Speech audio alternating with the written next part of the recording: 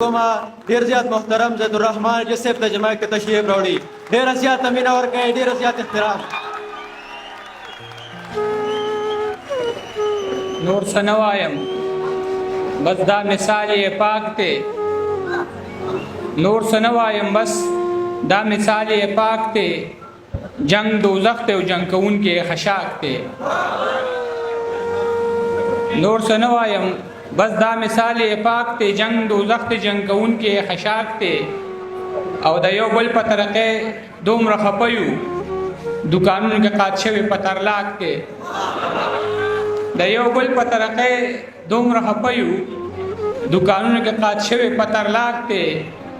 په لاهور کې چې مردار شي نو شهید شي پښتونخوا کې چې شهید شي نو خلاک ته په لاهور کې چې مردار شي نو شهید دی پښتونخوا کې چې شهید شي نو خلاک دی په لاهور کې چې څوک په لاهور کې چې مردار شي نو شهید شي پښتونخوا کې چې شهید شي نو خلاک دی او مدرسو ته پیغلې ځي زلمي ساري دا حالات زموږ څومره شرمناک دی او التاف په نوم یو ماشوم و چې مولانا صاحب وفات شوی ما داسې شعرونه ډالۍ کړه چې د هغوی دغسې تړون وي دغه دوه درې شعرونه چې په ځان مې شک د مؤمن ځکه راځي ما له د جنګ د نومه کرکه راځي په ځان مې شک د مؤمن ځکه راځي ما له د جنګ د نومه کرکه راځي د خور پلو دې درنه اور وانخلي بچیه تو دې له ټوپکه راځي د خور پلو دې درنه اور وانخلي بچیه تو دې له ټوپکه راځي زه د خپل مرګ دعوه پچا وکما هر یو ګزار له تربوزه که راځي زه د خپل مرګ دعوه پچا وکما هر یو ګزار له تربوزه که راځي زما په قبر به واښه ولاړ وي دلته چې امن ترټکه راځي د پښتنو د سر سودا به کوي دلته به اوس یو الوتکه راځي په دغه تمه باندې ناست دی عجز چې به انصاف کله په ځمکه راځي او ستا لیونې به ستا په غیږ کې په دا رنګ مړ وي لکه د بلې لمبې خوا کې چې پتنګ مړ وي او زما د مینې احساس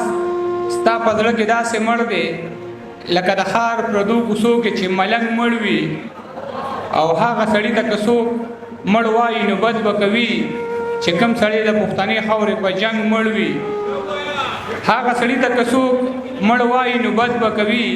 چې کوم سړی د پښتنې خاورې په جنګ مړ وي او هغه سړي نه لوګټه او څادر دواړه تو کې چې کوم سړی د لوګټې څادر په ننګ مړ وي چې د حالاتو د بلې د پیغلې خواله رسي هغه عاجز به د وختونو په پارسنګ مړ وي د بارانه کږه شیبه وه ما ته اوس هم یاد شي او زمونږ کچه غوندې کوټه وه ما ته اوس هم یاد شي او چې وسیلې شوه ما به وی چېرته را پرېنوځي زمونږ یو ماته دروازه وه ما ته اوس هم یاد شي او د پیوندونو پکې شمار نه و یقین دې کېږي زما د مور یو لوګټه وه ما ته اوس هم یاد شي د پیوندونو پکې شمار نه و یقین دې کېږي زما د مور یو لوګټه وه ما ته اوس هم یاد شي او د سقاط پیسې نه وي مولیان ورله نږدې نه راتله زما د پلار چې جنازه وه ما ته اوس هم یاد شي او په ځان باندې مې شک د بې وفا غوندې راځي ګمان مې په هر ښکلي د اشنا غوندې راځي او په ډک ډک بازارونو کې خالي لاسونه ګرځم د خپلې بېوسۍ پورې خندا غوندې راځي په ډک ډک بازارونو کې خالي لاسونه ګرځم